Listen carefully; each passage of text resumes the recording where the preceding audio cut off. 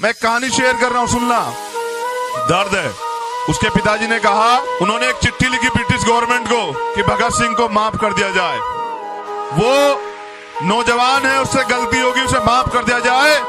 तो भगत सिंह ने अपने पिताजी को बुलाया और कहा कि जनाब वालिद साहब, आपने ये धोखा किया मेरे साथ। आपको कोई अधिकार नहीं मेरी लड़ाई में, आपको कोई अधिकार नहीं मेरी लड़ाई में, मेरी कमर में, पीठ में छुरा भोंकने का काम आप करो। जिनसे मैं लड़ रहा हूं, जिनके खिलाफ मैं लड़ रहा हूं, तुम उनसे मेरे लिए झुकने का काम करते हो।